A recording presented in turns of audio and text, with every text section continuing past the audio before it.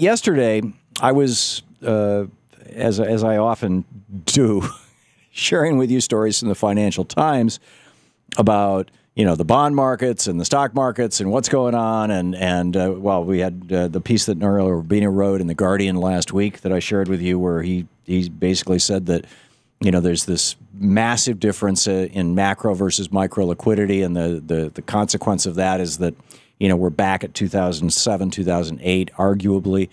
The fundamentals haven't changed. And so, we've talked about, and we've had Richard Wolff and other economists on and talked about these topics, but we've never put them in the context of, okay, what do you do? So you're sitting on, $30,000 or $300,000 in your 401k or your IRA or just, in your checking account. And you're thinking about retiring, whether you're 25 years old or whether you're 60. What do you do with that money? And there is, I've read a lot of investment advice over the years and a lot of investment newsletters. And there is one that I've subscribed to for about a decade, I think, and have generally followed their advice, and it's generally served me quite well. It's the Aden Forecast, AdenForecast.com, and it's put together by two women, Pamela and Mary Anne Aden. They are the co-editors and publishers of the Aden Forecast. They're the directors of Aden Research, which is based in San Jose, Costa Rica, and they are professional money managers. And they've authored dozens of books, reports, articles, spoken at investment seminars around the world. Their work has been featured in newspapers in a variety of countries, publications such as Businessweek, Forbes, the Wall Street Journal, Money Magazine, Smart Money, Barron's, the London Financial Times, as well as on CNBC and the international television documentary Women of the World. And it's been, I think, about a year since they were on the program. Pamela and Mary Anne Aden, welcome back to our program.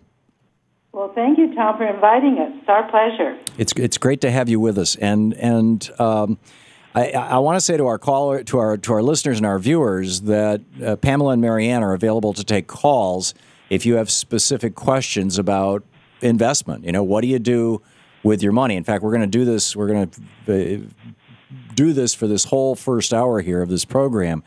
So, if you have investment this is one of the problems that Pamela and Mary Anne that we've had is I get on economists like Ravi Batra or Richard Wolff or something, and we talk about the macroeconomic situation around the world or even stock markets and bubbles and things, and then people call up and say, well, what do I do with my 50 grand? And they're like, well, I don't know, I'm not an investment advisor. You two are investment advisors. So to start out with the Aden Forecast, what is the situation right now with regard to the world economy, the U.S. economy, and what people should be thinking about when they are investing their money?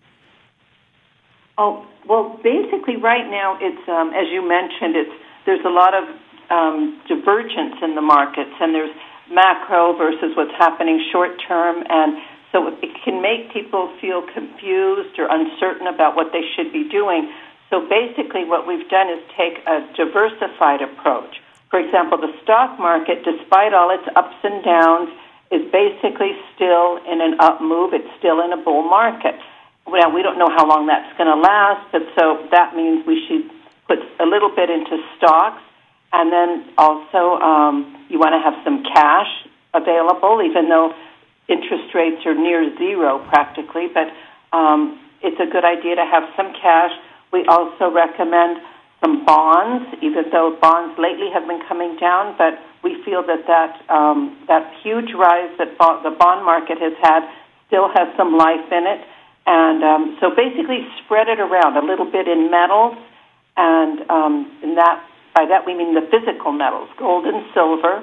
Mm-hmm. And for now, we think that's the best bet because basically we feel that we're approaching a crossroads.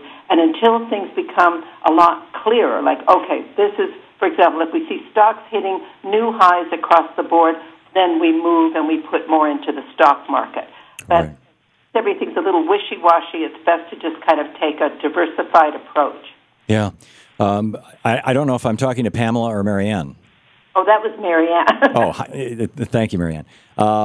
So is there a difference in investment approach that a person should take if, all they have to invest is $10,000 or $20,000 versus somebody who has several $100,000 versus somebody who has millions of dollars? No, basically it's the same. I mean, because basically you're talking about allocations. And if you're someone who's starting out and you have a small amount of money, you can still buy a few stocks, perhaps keep some in cash, and the cash portion is basically just waiting for good opportunities that are going to be coming up, say, in the months ahead. But you can still spread it around a little bit. You can always buy a few gold coins or some silver, and basically the idea is the same regardless of the amount of money you're talking about. Right. I'd like to add that whether you're small or large, patience is very important in this market, and it has been since 2008. And buying value is very important. So like we say, if you want to buy a couple gold coins or some silver coins, buy them now when the price is low. We think this 2015, we've been thinking that this is a major bottoming area for the precious metals, gold and silver especially, and gold shares. And so we think that anytime the prices are low this year is a time to be picking some up. And then and have patience and know that probably in a few years from now we're going to see much higher prices than today. And this low area, up and down low area, and it actually has been holding up pretty well considering how bad it could be this past year. And so that in itself is a good thing for gold, but still it's a bear market with value, and on the low levels is what we're recommending. We think that's a very good strategy for a small and large investor. Very interesting. Maybe that'll run into 2016, but as it rolls into 2016, we think we're going to start seeing some upside. We're talking with Pamela and Mary Anne Aden, the Aden Sisters. They publish a newsletter called the Aden Forecast. Aden Forecast.com is the website. Just a minute before our first break, Pamela and Mary Anne. And by the way, if you have any specific questions about investment, 202-536-3270 or 2370, either one will get you through. And we'll be picking up your questions. But in the little less than a minute before the break, is there a consequential difference between a bull market and a bubble market? I mean, from an investor's point of view, does it matter? Isn't it just like in either case, you want to get out when it starts to collapse? Well, you have a good point. What is a bubble? That's always an interesting thing. Some markets continue rising. You think it's in a bubble and it keeps going, and that's usually the case. Usually bubbles are like an extreme where everyone loses their breath over it. And so far we don't see any sort of moves in the market, even though it's been a great market, like talking the stock market over the last 2 years. Has been a great ride, and just to stick with it, buy it and hold. And it's not in a bubble yet, though. There's no signs of a bubble. What we look for when there's a bubble are signs. And when the bubble actually happens, then that's the time to look out, right?